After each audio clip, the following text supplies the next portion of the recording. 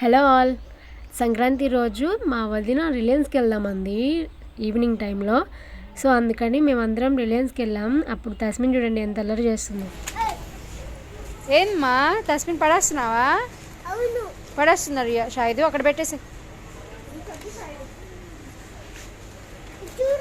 పడేయకూడదు తస్మిన్, కొడతారు వాళ్ళు. తస్మిన్ నువ్వు పడేయడం బాగా సర్దడం. ఈ అయిపోయినాయి, మళ్ళీ అవి తీసి పడేస్తుంది. అది పడేసింది, అక్కడ పెట్టేసే షాయిదు.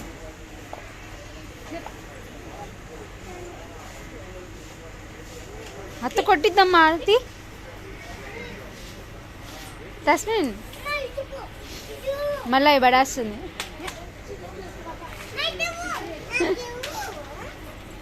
అక్కడ చూడండి తస్మిన్ వెళ్ళి వేరే వాళ్ళ కార్ట్ని పుష్ చేస్తుంది. అస్సలు ఆపలేము. రిలయన్స్కి వస్తే తస్మిన్ని అసలు దొరకదు, మనం పట్టుకోలేము. పరిగెత్తుతూనే ఉంటుంది, ఎత్తుకోవడానికి కూడా రాదు, వదిలించుకొని వెళ్ళిపోతూ ఉంటుంది. షాప్ మొత్తం తిరగడానికి వచ్చావు నువ్వు మార్కెట్కి? ఇలా గదిరియడానికి పోతుంది.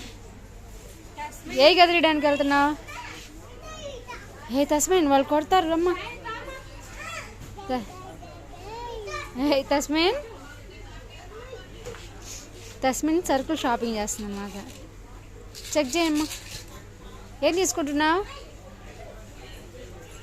అరే తస్మిన్ చిచ్చి, ఏమేం కావాలమ్మా?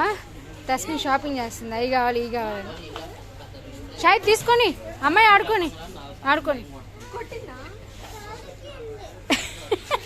కొరికిందా? మరి ఎన్ని తీసుకుంటున్నావు తస్మిన్ దగ్గరది? వద్దులేదా, దామదా. ఏందో మళ్ళీ బాగుంది తస్మిన్. ఎక్కడికి వెళ్తున్నావు తస్మిన్?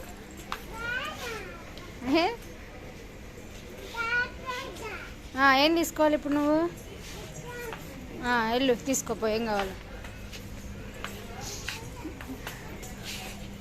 ఇటు ఇటు తస్మిన్, ఇజ్జుడు. ఏం కావాలి? అవి కావాలా? ఎందుకమ్మా? మఖానాస్ కావాలా? అసలు ఆగట్లే, పరిగెత్త పనే. తస్మిన్ ఆపడానికి షాయిద్ ఉన్నాడు.